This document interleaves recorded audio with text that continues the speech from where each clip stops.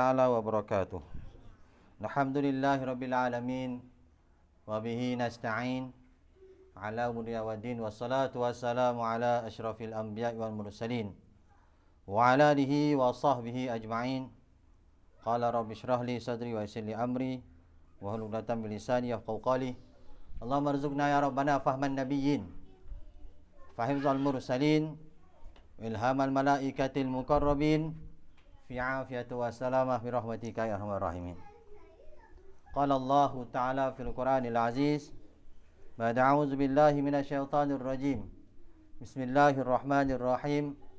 Walladzina jahadu fina lanahdiyannahum subulana wa innallaha lama'al muhsinin. Wa qala ta'ala wa man ahsanu qawlan mimman da'a ila Allah wa 'amila shalihan wa qala innani minal muslimin. Sadaqallahul azim. Wa qala an-nabiy sallallahu alaihi wasallam, ad-dunya sijnul mu'minin wa jannatul kafirin. Wa qala an-nabiy sallallahu alaihi wasallam, iza a'zamat ummati ad-dunya nuzi'at minha haibatul islam. Wa iza tarakatil amra bil ma'ruf wan nahyi 'anil munkar hurimat barakatul wahyi. Wa iza tasabat ummati saqatat min ainillah. Al-Qamaka sallallahu alaihi wasallam. Pertama, sebelum kita mulakan muzakarah usaha atas wanita ini, suka saya ingatkanlah, kalau boleh ibu-ibu atau bapa-bapa yang ada anak-anak, kita jaga anak-anak kita, terutama di bahagian tabir ni, supaya pembayan dapat bagi bayan yang sepatutnya lah. Takut kalau main kat tabir ni, takut tabirnya runtuh nanti. Jadi kita minta jaga supaya kita dapat tawajuh lah. Sekiranya ada anak-anak yang menangis, anak-anak itu dibawa ke belakang, jangan di depan lah, takut mengganggu yang lain. Masya Allah. Mudah-mudahan Allah terima majlis perjumpaan kita pada hari ini, insyaAllah. Pertama, kita rafakkan kesyukuran kita ke hadrat Allah Subhanahu Wa Taala dengan kasih sayang Allah. Allah kumpulkan kita dalam satu majlis yang begitu besar di sisi Allah Subhanahu Wa Taala. Walaupun asal kita nampak semua daripada Asia, pada Malaysia, Indonesia mungkin, Thailand ada. Thailand ada? Tak ada. Ada kot. Ataupun daripada negara-negara lain. Tapi Allah kumpulkan kita ni di rumah Ustaz Salihin atas maksud agama Allah Subhanahu Wa Taala. Dan pada ketika ini kita kena yakin pandangan Allah Subhanahu Wa Taala pada kita semua telah pun berubah. Kalaulah sebelum ini pandangan Allah pada kita sebagai seorang yang belajar agama ataupun orang yang sibuk dengan amal agama, tetapi pandangan Allah ketika ini pada kita adalah pandangan bagaimana nak bawa agama ke seluruh alam. Bila kita ada fikir yang macam ni, ibu-ibu, bapa-bapa yang dirahmati oleh Allah Subhanahu Wa Taala, maka pandangan Allah, nusrah ghaib Allah Subhanahu Wa Taala akan berubah. Nizam ghaib Allah Subhanahu Wa Taala akan berubah. Bila dalam doa kita sebelum subuh tadi, saya yakin ibu-ibu semua bangun tahajud, bapak-bapak pun bangun tahajud. Apa kita doa? Kita boleh ukur bagaimana fikir kita, fikir Anbiya alaihi salatu wassalam ini adakah dalam diri kita. Kalau doa dalam solat tahajud kita doa hanya untuk keluarga kita, maknanya kita ni belum ada fikir umat lagi.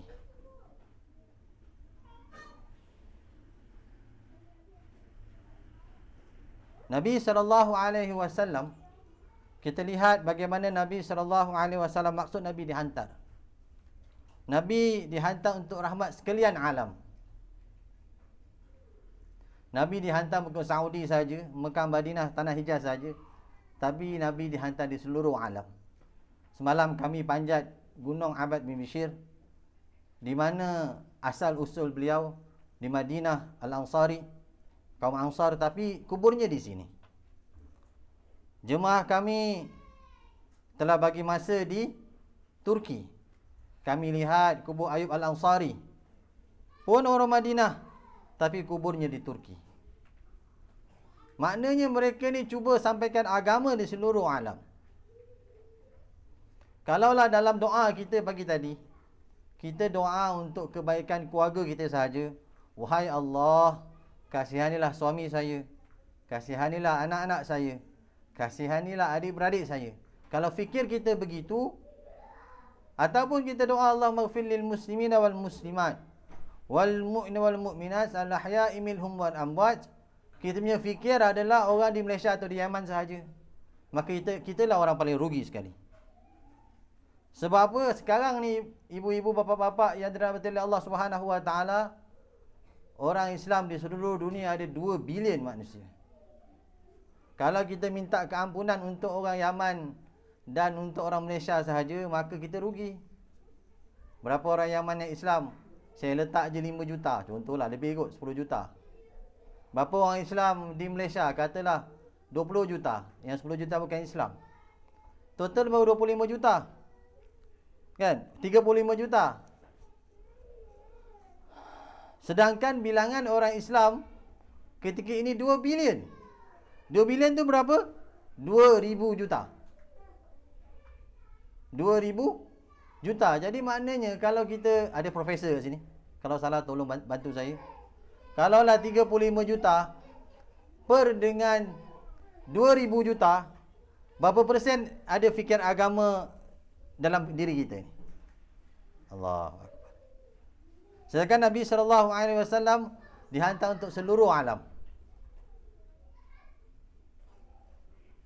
Sebab tu bila jemaah digerakkan di seluruh dunia untuk fikir perkara ini, Nabi SAW dihantar, dan Nabi telah dihantar untuk menyediakan umat untuk pergi ke seluruh alam. Bagaimana Nabi dihantar, begitu juga dihantar kita ibu-ibu, bapa-bapa yang dirahmati oleh Allah Subhanahu wa taala. Untuk itu, kalau kita lihat zaman Nabi SAW, tak ada pun universiti Islam. Tak ada satu universiti Islam zaman Nabi SAW. Tapi lahirnya orang yang macam Abu Bakar radhiyallahu an, Umar radhiyallahu an, Uthman radhiyallahu an, Ali radhiyallahu an, asyarah mubasyarah. Orang yang wajib syurga bagi mereka. Daripada mana mereka lahir? Allahu Akbar. Asasnya 2 tempat je ibu-ibu, bapa-bapa. Satu masjid, yang kedua rumah. Masjid dan rumah. Jadi hari ni macam mana kita nak hidupkan masjid kita dan rumah kita dengan 4 amal Masjid Nabawi zaman Nabi SAW. Yang pertama, dakwah. Masya Allah, kami gembira dengar di Darul Mustafa di sini ditertibkan dakwah. Kan? Masya Allah. Tapi macam mana kita nak fikir, bukan sahaja di sini, di Yaman, dapat dihidupkan rumah-rumah, dihidupkan masjid-masjid dengan amal dakwah. Kita kena fikir setiap rumah orang Islam ada amal dakwah. Setiap rumah orang Islam, kita bertanggungjawab pada seluruh alam.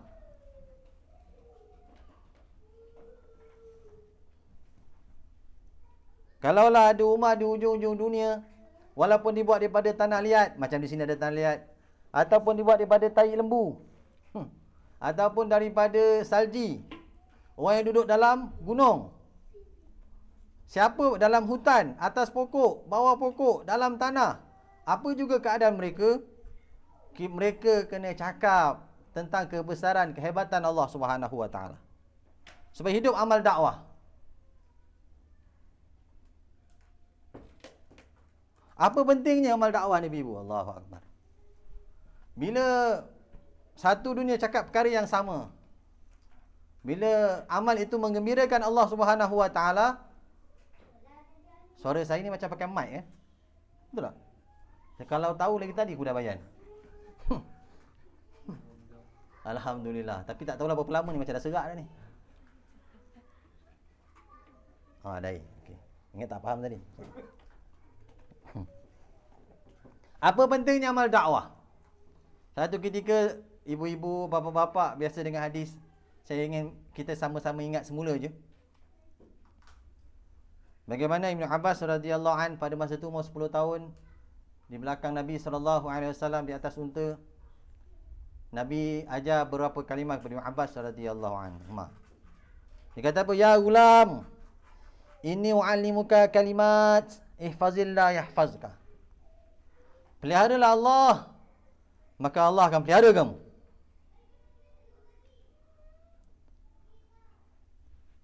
Tuan-tuan, Nabi SAW, apa keadaan iman dia? Allahu Akbar. Satu tahap iman yang mana yang kita pun tak boleh nak bayangkan keadaan iman Nabi SAW. Kan? Ni iman Nabi SAW dalam peristiwa Isra' Mi'raj. Bila Jibril AS hantar Nabi SAW ke Sidratul Muntaha. Kata Jibril AS, wahai Rasulullah, aku sampai sini je. Kan? Kita dengan Allah ni ada 70 hijab. Satu hijab je aku lepas, aku akan terbakar. Tapi Nabi SAW begitu dekat dengan Allah SWT, kata ulama, satu busa anak panah je. Itu keadaan iman Nabi SAW. Begitu hebat. Tetapi keadaan iman begitu pun masih membicarakan tentang kebesaran, kehebatan Allah. Dengan mengingatkan Ibn Abbas radhiyallahu anhuma, dia kata apa? Ihfazillah yahfazka. Peliharalah Allah, Allah akan pelihara kamu. Ihfazillah tajidhu tujahak. Idza sa'alta fas'alillah wa idza ista'anta fasta'in billah. Qama sallallahu alaihi wasallam. Bapak-bapak, ibu-ibu yang dirahmati oleh Allah Subhanahu wa taala, kita bayangkan Allah Subhanahu wa taala tak perlu dipelihara pun. Fallahu khairun hafizah. Bahkan Allah sebaik-baik pemelihara. Tapi kenapa kita kena cakap perkara ni? Untuk iman kita, untuk anak-anak kita, untuk orang yang kita jumpa. Ingatkan bahawa kita kena jaga perintah-perintah Allah Subhanahu wa taala. Ihfazillah tajihu tujahak. Bila kamu jaga perintah-perintah Allah, kamu akan lihat Allah di hadapan kamu. Bila kita laungkan kalimah ini, bapa-bapa, ibu yang dirahmati Allah Subhanahu wa taala, Allah bersama kita. Kenapa hari ini ibu-ibu, bapa-bapa, walaupun kita doa di depan multazam, kita peluk multazam tu, Kaabah kan, di tempat yang paling mustajab, malam 27 Ramadan pula, tetapi kenapa doa kita masih tak diterima oleh Allah Subhanahu wa taala? Ulama bagi tahu sebab kita telah meninggalkan kerja yang Allah Subhanahu wa taala nak kita buat. Kita sibuk dengan amal kita, sibuk dengan belajar kita, sampai kita lupakan umat.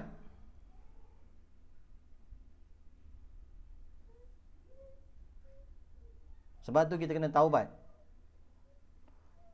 Sebab kita sibuk dengan hal kita, infradi hal kita, maka kita lupa masalah umat. Bila kita lupakan umat, kita telah menzalimi umat. Banyak kita dengar jemaah-jemaah kami yang pergi ke Jepun, kan, dia kata apa? Dia kata, wahai orang Malaysia, lambat kamu datang ke Jepun. Kan, saya punya mak bapak baru je meninggal. Apa yang tak ada kat Malaysia yang kami hantar daripada Jepun? Mesin basuh kami hantar Toshiba.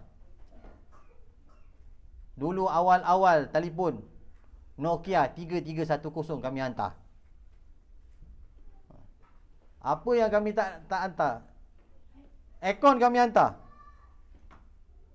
Tapi kamu ada perkara yang lebih berharga daripada perkara-perkara ini, iaitu agama. Kalimah la ilaha illallah, tapi kamu tak hantar ke sini. Allah. Di depan Allah nanti kami akan tuntut kamu. Allahu Akbar. Tuntut kamu. Kamu ada benda yang bernilai, tapi kamu tak sampaikan kepada kami. Saya 2018. Pukul jam. Saya tak boleh lama sangat bayan. Nanti ada orang marah saya. Apa tadi? Saya bersama dengan Syekh Izzat daripada Mesir. Kami keluar khuruj di Mesir, di kawasan Zakazik. Pelajar student medik kita di sana dan student farmasi kita. Di situ kami diputuskan untuk khidmat. Bila keluar jalan Allah ni, kita yang lelaki kena belajar masak. Walaupun kita fahamlah yang masak sedap ni memang lelaki, bukan perempuan. Minta maaf ibu-ibu. Kalau tengok chef-chef kat hotel tu, yang masak, yang ketua chef memang lelaki. Tak tahu kenapa. Tapi kalau suruh suami kita masak, tak tahu rasa apa. Jangan marahlah.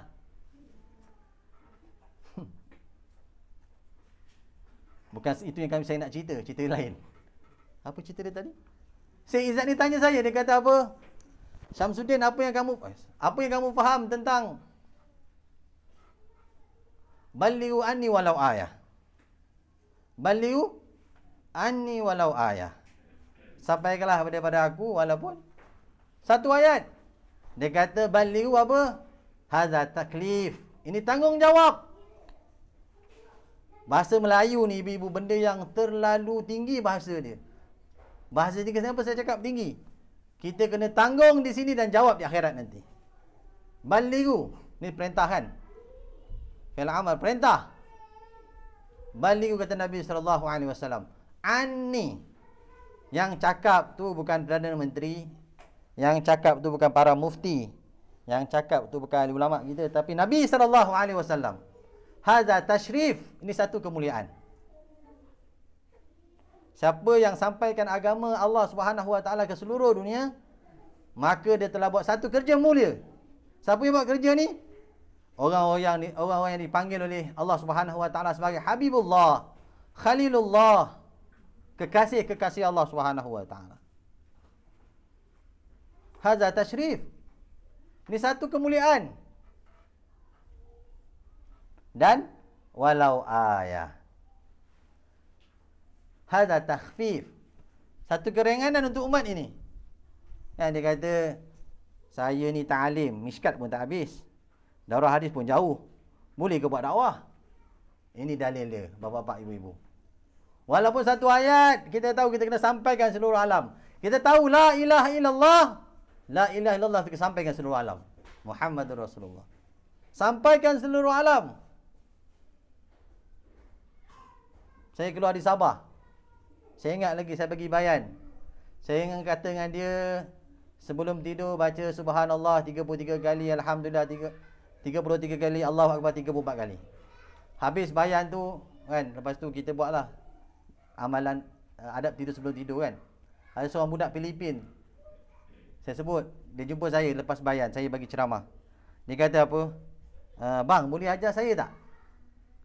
Yang kalimah abang sebut masa yang abang ceramah tadi. Apa? Lah yang abang sebut tu yang awal-awal tu. Yang mana? Yang awal-awal tu. Saya pun agak-agak. Yang mana? Subhanallah. Yang tu. Tolong ajar saya bang. Kenapa? Itu pun saya tak pandai bang. Allahu Akbar. Subhanallah pun dia tak tahu. Kita masih seronok dengan kitab kita. Umat subhanallah pun tak tahu. Allahu Akbar.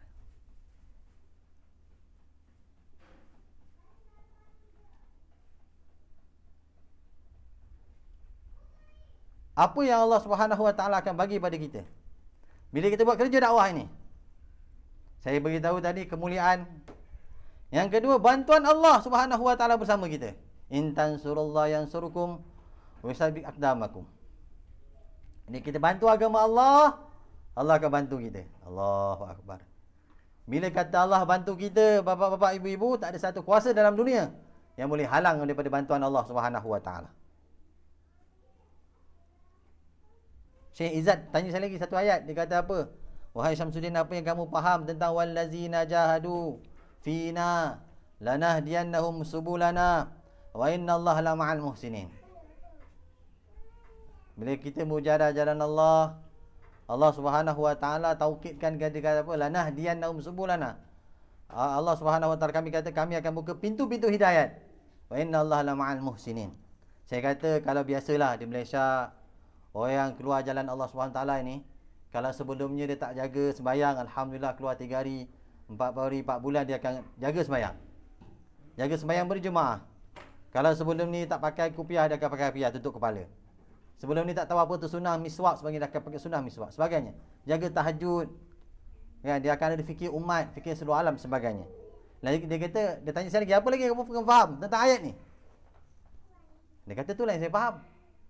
Dia kata, wa inna Allah la ma'al muhsinin. Wa inna Allah la ma'al muhsinin. Wa inna Allah la ma'al muhsinin. 3 kali dia ulang. Apa dia kata sampai dia ulang 3 kali ni? Dia kata, Islam. Asas agama kita apa, Bapak Ibu? Yang pertama, Islam. Yang kedua, iman. Yang ketiga apa? Ihsan. An ta'budallah ka'annaka tarah, fa in lam takun tarahu fa innahu yaraka. Wa innallaha la ma'al muhsinin. Dengan kerja dakwah ni akan lahir orang yang bertakwa pada Allah. Takut nak buat maksiat. Allahu akbar. Kan?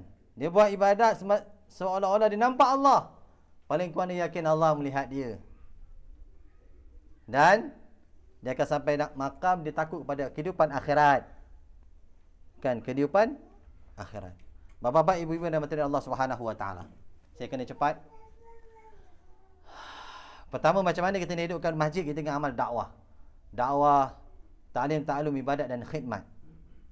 Dakwah, ta'lim, ta'alum, ibadat dan khidmat.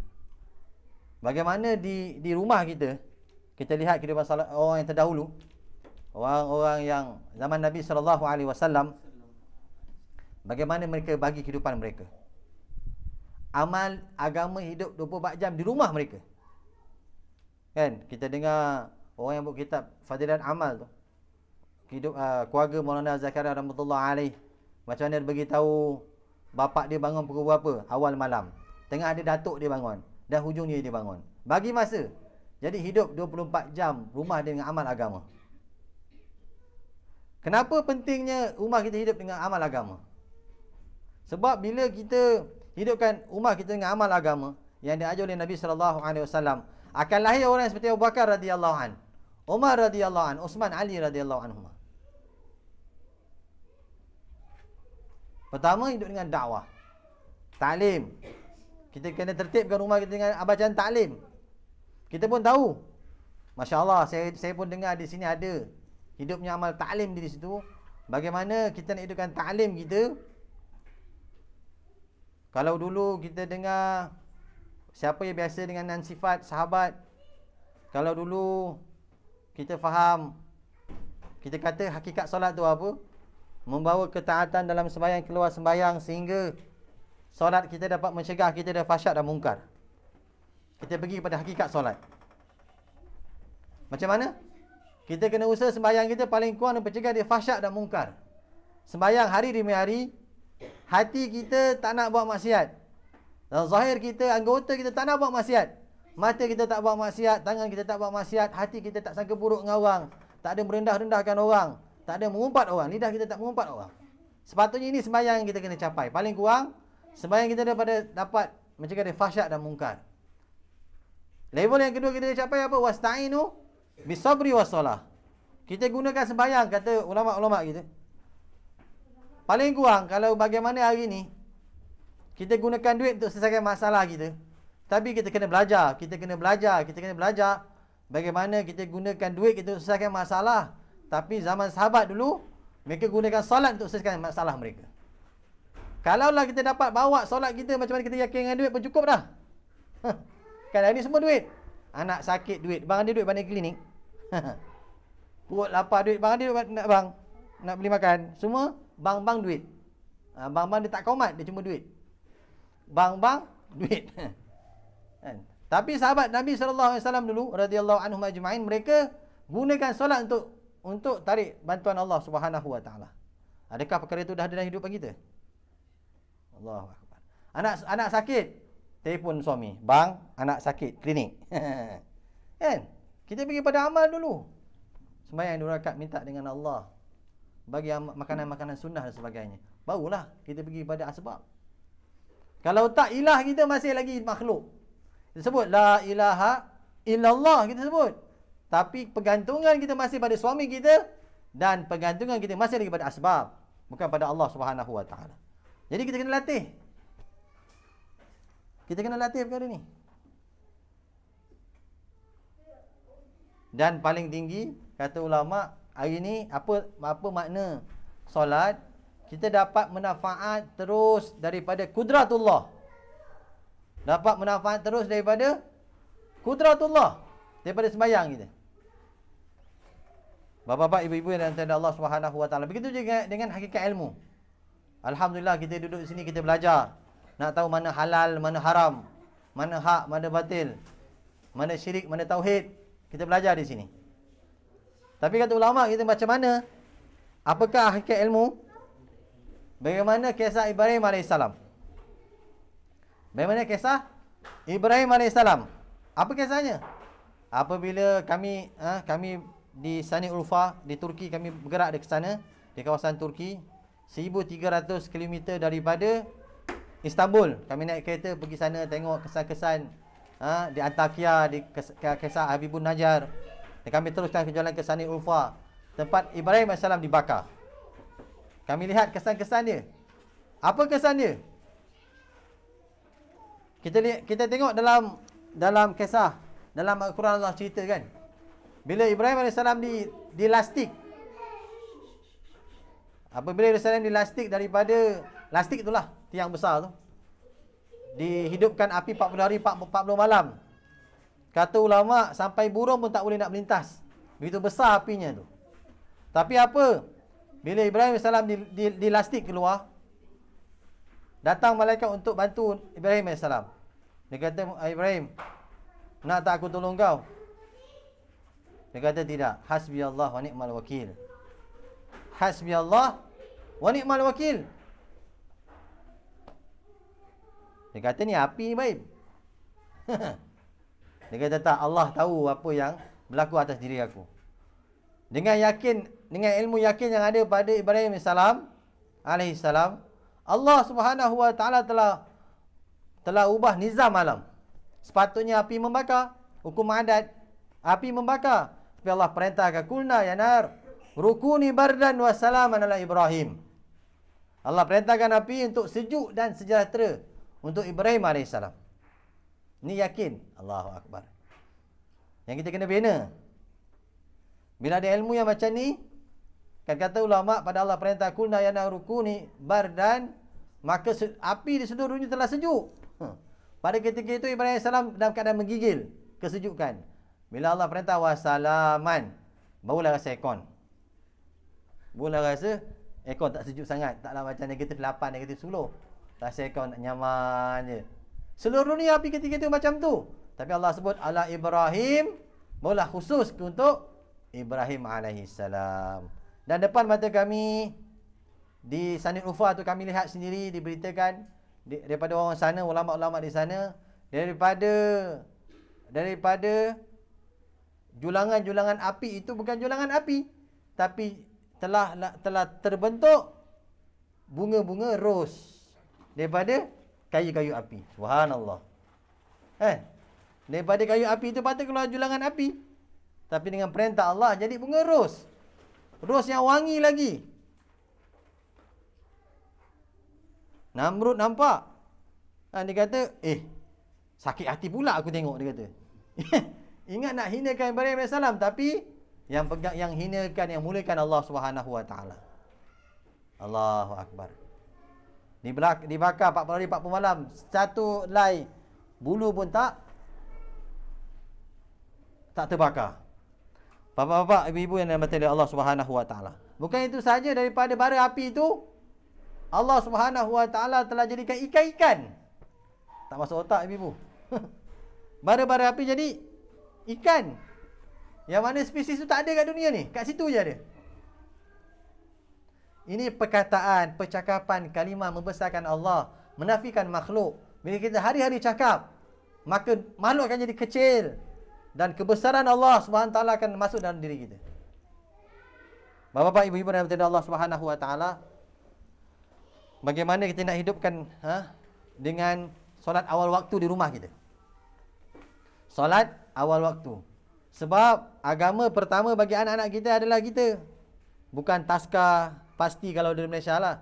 Tapi madrasah pertama adalah ibu-ibu. Di dunia ni kita tak pernah dengar orang sebut father tongue, orang sebut mother tongue, bahasa ibunda. Dia tak sebut bahasa ayah anda. Jadi bahasa apa yang disebut oleh ibu dia, begitulah anak-anaknya. Si ayah banyak masa di luar, mungkin sibuk dengan belajar, dengan dakwah sebagainya. Jadi banyak masa anak-anak di rumah bersama ibu. Jadi kalau ibu ini tak ada fikir agama, tak ada buat amal yang khusus di rumah, maka anak-anak akan belajar perkara yang salah. Sebab tu kita kena hidupkan rumah kita dengan amal ta'lim. Banyak masa cerita tentang firman Allah dan sabda Nabi di rumah kita. Dan kita kena fikir juga macam mana kehidupan kita seharian, kehidupan sunnah Nabi SAW. Daripada didik anak cara sunnah, daripada kita bangun tidur sampai kita tidur kembali, hari demi hari sunnah bertambah dalam kehidupan kita. Dan kita kena fikir juga macam mana kita nak hidup sederhana dan kita ada tabung untuk keluar jalan Allah Subhanahu Wa Taala. Hidup sederhana. Bang, abang kena keluar 4 bulan tahun ni. Abang kena belajar kerja dakwah ni. Kenapa yang? Penting bang. Kalau tak abang tak keluar, abang jadi berhala kat rumah ni. Jadi berhala. Apa-apa abang. Jadi abang kena keluar bang. Saya sayang iman saya. Saya kena usaha. Saya betulkan iman saya. Bila abang tak ada, saya minta dengan Allah. Iza sa'alta fas'alillah. Wa iza ista'anta fasta'in billah. Allahu akbar. Abang kena keluar bang. Allahu akbar. Dah abang ni asyik keluar je kan, si isteri tanya pula, abang ni asyik keluar je, bila abang nak dengan saya? Rindulah abang. Jemaah kami dah hampir 2 bulan. Kami jemaah 4 bulan, dah 2 bulan. Memang kalau menangis tu, pertama makan mujahadah lah kan. Kadang-kadang makan orang Turki, kadang-kadang makan orang Uzbekistan. Jemaah kami pergi Uzbekistan. Kadang-kadang makanan orang Mesir. Kan tak kena dengan tekak kita. Kadang menangis juga. Tapi tak semenangis kalau teringat kat anak, kat bini kan. Allahu Akbar. Belajar. Kan? Rindu atas maksud agama Allah Subhanahu Wa Taala. Menangis juga. Tapi kan kata ulama, ibu-bapa, ibu-ibu yang bertanya Allah Subhanahu Wa Taala, man tashabbaha min qaumin fa huwa minhum. Aqam sallallahu alaihi wasallam, siapa yang meniru satu kaum, dia akan bangkit bersama kaum tersebut. Kami ni nak kata dakwah macam para sahabat, tak kot. Abad bin Bishr kuburnya di sini. Ayub Ansari meninggal di Turki. Banyak lagi. Sa'ad bin Waqqas di China, di Guangzhou kan, di Canton. Kami ni baru nak belajar bapa-bapa ibu-ibu. Tapi mudah-mudahan kan kita nak belajar Quran, nak ambil sanad Quran, nak ambil qiraat Quran kan, tapi baru belajar alif bata. Alif ba tak mati. Baru jadi mata mati. Tapi bapa-bapa ibu-ibu, kata ulama kita, kalau niat kita betul nak ikut sahabat, besok kita akan dibangkit bersama sahabat. Kan baru belajar alif bata, baru niat nak belajar, nak ambil sanad Quran, nak belajar qiraat kan. Besok nak jadi hafiz Quran, besok dia akan bangkit bersama para hufaz, hafiz Quran. Kan? Niat ni. Bang, abang bagi 1 hari, sini berapa duit apa? Sini panggil duit apa? Rial Yaman kan. Abang bagi 1 hari berapa ya? Saya tak pandai lah nak sebut sini. Duitnya besar sangat. Kalau 1000 lebih kurang RM4 duit kita. Katalah RM50. 10,000 lah kata. 10,000 satu hari. Tak apa bang, saya simpan 2,000 satu hari. Kita buat tabung untuk abang keluar jalan Allah. Wah ni dahsyat ni. Kan? Macam mana? Sebab saya baca taklim bang. Saya dengar kisah Abu Bakar radhiyallahu an. Isteri dia nak makan makanan manis. Kan? Tapi dia simpan duit kan, teringin sangat nak makanan manis. Dia bagi duit yang disimpan tu bagi kat Abu Bakar radhiyallahu an. Wahai Abu Bakar, aku teringin sangat nak makanan manis. Kan simpan sikit. Kan? Kata Abu Bakar radhiyallahu an, dia kata apa? Dia tak kata bagus, kau simpan aku pergi beli. Dia kata apa? Wah, belanja Abu Bakar yang telah dibagi pada Baitul lebih sangat. Potong sikit. Allah Akbar. Potong sikit untuk agama. Kalaulah kita ada sifat yang macam itu, bapa-bapa, ibu-ibu, simpan untuk agama, subhanallah. Kita punya ikut-ikut sahabat, sahabiah, bapa, ibu-ibu, subhanallah. Kan, simpan untuk agama. Walaupun katalah umur tak panjang. Kita ke suami kita jalan dulu, jumpa kat syurga, kononnya Kalaulah kita ke syurga kan, tak tahu juga. Tak boleh yakin sangat kita ni ke syurga kan. Tahu singgah kat neraka kejap, waliyazbillah. Kan, sebab kita jangan confirm sangat kita ahli syurga. Kan, kalaulah Abu Bakar radhiyallahu anhu kata dia munafik, kita ni mana tahap kita bapak ibu-ibu? Orang yang bersama Rasulullah, korban harta, habis-habisan untuk agama. Tinggal Allah dan Rasul je kat belakang. Kita keluar jalan Allah, terbalik. Kan, kami di Johor selalu tak fakut temu duga orang keluar jalan Allah ni. Apa yang kamu bawa? Allah dan Rasul. Apa yang kamu tinggal? Segala isinya kat belakang. Terbalik. Abu Bakar bawa semua yang dia ada, yang tinggal Allah dan Rasul bersama keluarga. Kita ni keluar jalan Allah berdikit-dikit. Kan? Kita bawa Allah dan Rasul je. Harta kita tinggal kat rumah. Kan, kita punya gate, kita punya rumah pun dah ratus ribu harga. Tapi nak keluar jalan Allah, ni belanja nak pergi Oman berapa? Contoh nak pergi negara jiran kan. Kalau sini katalah tak pandai nak sebut sinilah. 1 juta ada, boleh? 1 juta rial. Katalah, maaf ibu saya tak pandai sangat nak mengagar di sini. 1 juta rial, katalah 1 juta. Mahalnya. Kan 1 juta rial. Kalau beli motor boleh pula. Kan beli motor, beli mesin basuh boleh, tapi kalau jalan Allah tak boleh. Sebab apa? Cinta dunia lebih daripada cinta akhirat. Sebab tu kita tak boleh korban untuk agama Allah Subhanahu Wa Taala. Allahu Akbar. Dan bapa-bapa, ibu-ibu, saya dah sampai ke hujung lah ni. Jangan risau, saya punya bayar tak lama. Hujung macam mana kita nak galakkan anak-anak kita, suami-suami kita keluar jalan Allah Subhanahu Wa Taala. Kan? Nak galakkan anak-anak kita, suami-suami kita keluar jalan Allah Subhanahu Wa Taala. Man dalla khair, siapa yang mengajak manusia kepada kebaikan, maka dia akan dapat kebaikan sebagaimana si pembuatnya kafa'ili. Sebagaimana si pembuatnya. Sebenarnya bapak, ibu-ibu ni orang paling beruntung dalam dunia ni. Satu ketika Asma radhiyallahu an tanya kepada Rasulullah sallallahu alaihi wasallam, "Wahai Rasulullah, untung kaum lelaki." Untung jadi lelaki ni wahai Rasulullah. Kenapa? Soal kata, sini wahai sahabatku datang. Ini ada satu soalan yang baik daripada perempuan pada wanita. Sini. Kita dengar apa dia nak tanya. Kata Asma radhiyallahu anha, "Wahai Rasulullah, untung kaum lelaki mereka boleh pergi haji. Mereka boleh berjihad jalan Allah. Bila ada kematian boleh pergi kematian, mereka boleh solat berjemaah. Macam-macam amal boleh buat. Tapi kami duduk di empat dinding perbatasan rumah kami duduk. Kami jaga anak mereka. Kami jaga harta mereka. Apakah balasan untuk kami?" Allahu Akbar. Kata Nabi SAW, mafhum hadis lebih kurang, apa yang kamu dengar sini wahai sahabat-sahabatku, dia kata wahai Rasulullah, mafhum hadis, apa pahala apa yang suami kami buat akan kamu dapat, dan tambah sekali satu korban kamu di rumah Allah, di rumah, mujahadah kamu di rumah. Nah, kalau kita galakkan suami kita berjemaah di masjid, sembahyang di masjid 27 kali ganda, kita satu di rumah kita dapat 28.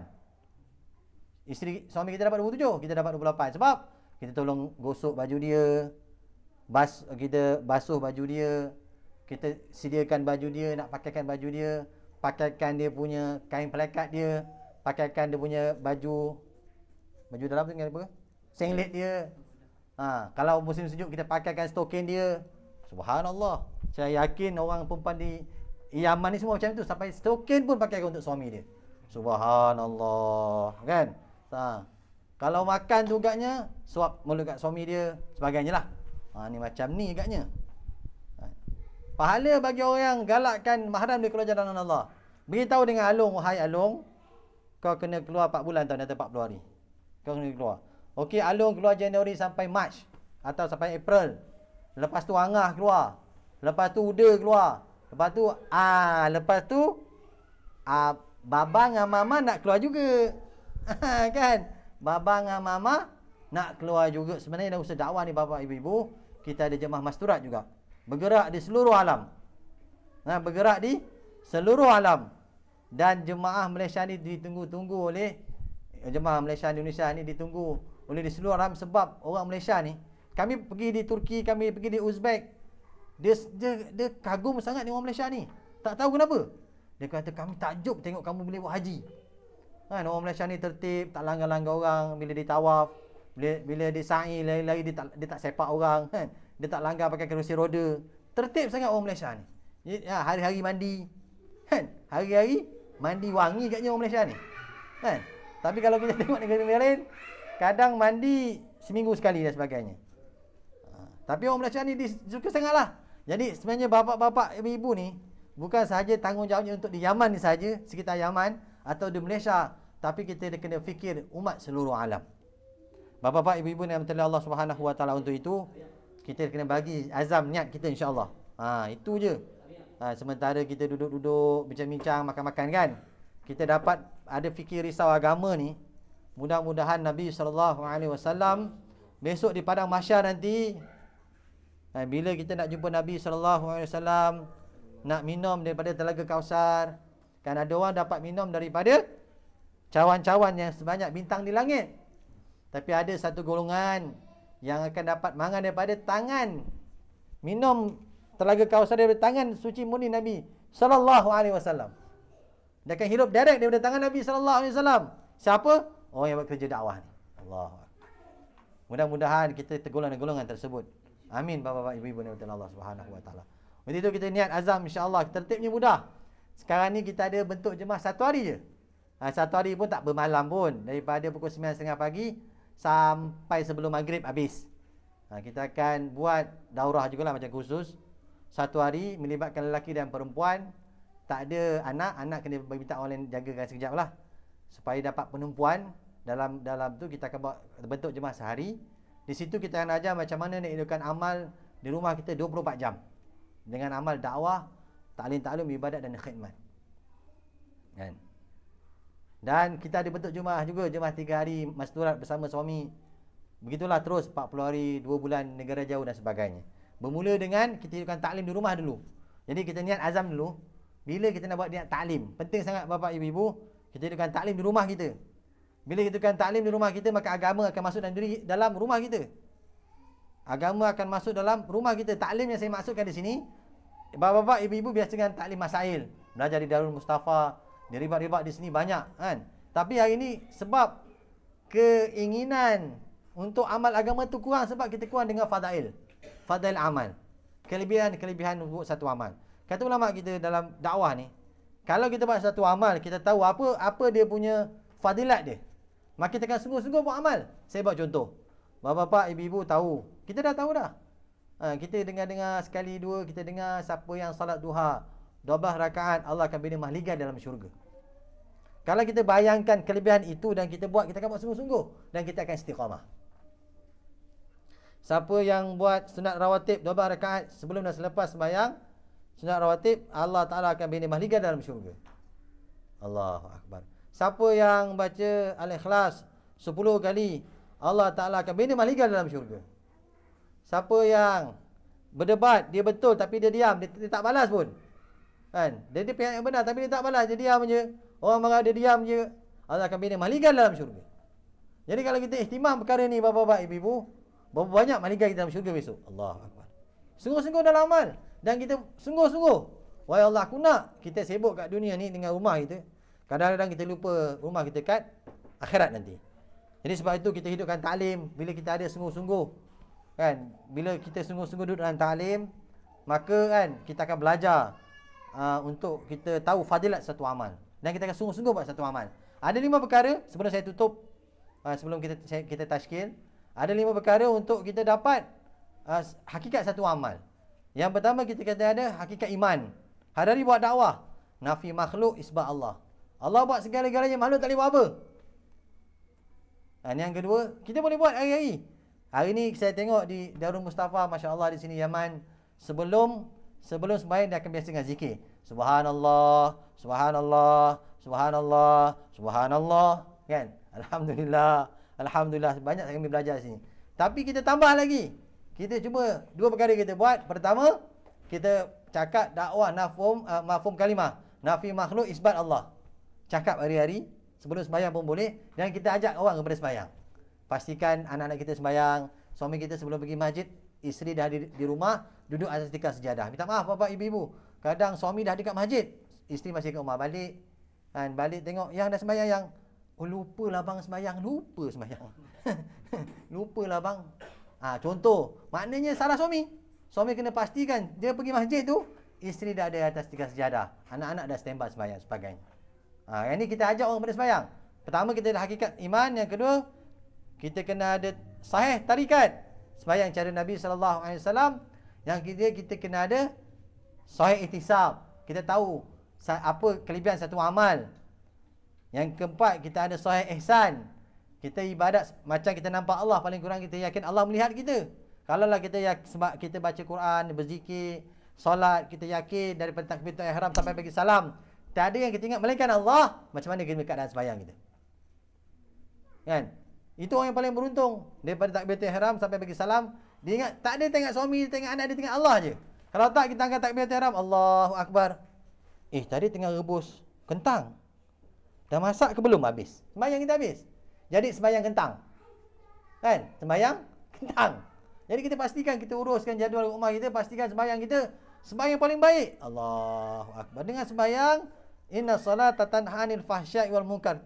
Sembahyang kita mencegah fahsyat dan munkar. Dalam hati kita tak ada sangka buruk pun orang. Maka kita kena usahakan ni. Dan yang kelima, kita kena ada sahih ikhlas. Sembahyang semata-mata untuk sukakan Allah Subhanahu Wa Taala. Jadi bapa-bapa, ibu-ibu, banyak lagi kita nak muzakarah demi kedua jalan Allah ni. Dan kita minta azam bapa ibu-ibu lah. Kita sama-sama fikir-fikirkan. Sebenarnya usaha dakwah ni bergerak di lebih daripada 200 buah negara seluruh dunia. Kenapa kita kena adakan tertib yang sama? Cakap yang sama. Bila ada wahdatul kalimah, cakap benda yang sama, buat benda yang sama, maka akan timbul istimaiyat. Apa yang penting istimaiyat? Bila kita orang Islam fikir benda yang sama, cakap benda yang sama, buat perkara yang sama, bantuan Allah secara istimaiyat, umumiat akan datang pada umat ini. Batil akan hancur. Kerajaan mereka akan hancur, Rusia akan hancur. Bila umat di seluruh dunia cakap benda yang sama, amal benda yang sama, natijah akan sama, akan turun. Tetapi bila kita cakap benda yang sama, cakap benda yang berbeza, dan kita wa iza tasabat ummati saqatat min ainillah, caci mencaci pula. Kan dia kata tabligh ni uslub tak betul, yang betul Habaib punya. Habaib kata tabligh tak betul, Habaib yang betul. Kita tak nak macam itu, ibu. Kita nak satu cakap, satu kalimah, buat benda yang sama, kita doa sesama kita. Barulah datang istamiat dan umumiat, bantuan Allah Subhanahu Wa Taala pada kita. Cakap benda yang sama, buat perkara yang sama, natijah akan turun daripada untuk dunia. Allah akan hancurkan kebatilan. Bapa-bapa, ibu-ibu yang dirahmati Allah Subhanahu Wa Taala. Atas perkara itu, bapa-bapa, ibu-ibu, insya-Allah kita boleh tuliskan nama kita. Bila insya-Allah kita akan muzakarah dengan Ustaz Solihin lah. Di sini bila kita nak bentuk jemaah sehari ke 3 hari dan sebagainya, kita boleh bagi azam, kita uruskanlah anak kita, mana tempat kita nak keluar, kita muzakarah. Tapi yang penting bapa-bapa, ibu bagi azam dulu 1 hari. Untuk kita fikirkan, fikir dia apa untuk keluar 1 hari ni? Kita nak fikirkan rumah kita macam rumah Nabi SAW. Rumah kita macam rumah Abu Bakar radhiyallahu an. Hidup amal agama 24 jam. Kalau hospital hidup 24 jam, KFC 24 jam, Pizza Hut 24 jam, Petrolpan 24 jam, tapi rumah orang Islam hidup 8 jam je. Dia nak fikir macam ni hidup 24 jam. Sebab tu kita kena buat daurah tu khusus selama sehari, tak lama pun, daripada 9.30 pagi sampai petang sebelum maghrib habis. Kita bagi azam nama kita, kan, bila kita nak keluar, anggarannya minggu depan ke sebagainya. Dan kita punya azam untuk buat taklim. Bila? Taklim rumah, lepas asar ke. Dalam taklim rumah tu kita nak buat 5 benda. Yang pertama, kita nak hidupkan taklim. Yang kedua, kita nak buat halqah tajwid. Kan kalau saya dengar sini banyak pasangannya hafiz, hafizah, alim-alimah. Jadi bagus juga alim-alimah ni, ulama bagi tahu satu hari kita kena baca 3 juz Quran. 3 juz. Kalau orang awam 1 juz. Subhanallah. Tapi saya dengar orang tarim ni memang hebat. 1 minggu sekali khatam. Betul seminggu sekali khatam saya dengar lah. Kalau yang tuan-tuan ni saya rasa lebih kot. Lebih agaknya. Kan saya sangka baik lah ni, sangka baik. Mudah-mudahan betul lah. Dan kita kena hidupkan amal di rumah kita. Halqah tajwid. Kan? Supaya anak kita biasa kan, rumah-rumah kita hidup dengan bacaan Quran ni, dan kita mendengar sebagainya. Dan kita kena buat muzakarah 6 sifat. Muzakarah ni sifat ni apa? Inilah kita muzakarahkan kehidupan sahabat. Kenapa Allah redha dengan mereka dan mereka redha pada Allah? Sebab mereka ada 6 sifat. Jadi masa keluar kita bincang apa 6 sifat sahabat tu. Dan kita nak latih di rumah kita ada mesyuarat harian. Mesyuarat ni apa? Maknanya semua perkara dibuat dengan mesyuarat. Kan? Dalam satu keluarga ada satu kapten je. Macam dalam satu kapal. Kapal kalau dua kapten, terbelah dua kapal. Dia ada satu kapten je. Itulah suami kita. Jadi apa-apa keputusan dalam rumah boleh dibuat dengan mesyuarat. Ibu-ibu boleh bagi syur, bagi cadangan, tapi akan diputuskan oleh suami kita. Kita belajarlah. Hari ni nak masak apa, siapa yang masak, siapa yang basuh, siapa yang akan bangun malam pukul 2 malam, siapa bangun pukul 3 pagi, siapa nak kejut siapa, berapa juz nak baca untuk kita punya khatam secara keluarga, kan? Amal-amal selainnya sebagainya. Kita perlu mesyuaratkan perkara tu supaya anak-anak biasa dengan amal di rumah. Dan yang kelima, kita kena ada tashkil. Kita kena tertibkan keluarga kita dengan 5 amal, dengan keluar jalan Allah Subhanahu Wa Taala. Saya sebut tadi kan, Januari sampai April alung keluar, Mei sampai September angah keluar, Oktober sampai ini kan, baba dengan mama nak keluar, baba dengan mama nak pergi honeymoon, nak keluar jalan Allah Subhanahu Wa Taala, nak pergi seluruh dunia untuk sampai ke agama. Jadi ibu-ibu, kita tulis kita punya niat azam insya-Allah di kertas tu kalau ada kat dalam, minta tolonglah sediakan A4, tulis nama, jangan tulis nama kita, tulis nama suami kita, tulis nama suami kita. Bila tarikh azam kita nak keluar, berapa hari, 1 hari je kita tashkil buat masa ni, 1 hari. Dan bila kita akan buat taklim rumah, lepas asar ke, lepas isyak ke, lepas subuh, bila kita buat taklim rumah. Jadi kita bagi masa insya-Allah, kita boleh mengajaklah dalam masa 5 minit. Lepas tu kami akan doa insya-Allah. Akan dipimpin oleh ketua jemaah kami insya-Allah. Amir Sab akan doalah. Lepas tu bersurai insya-Allah. 5 minit kita buat tashkil insya-Allah.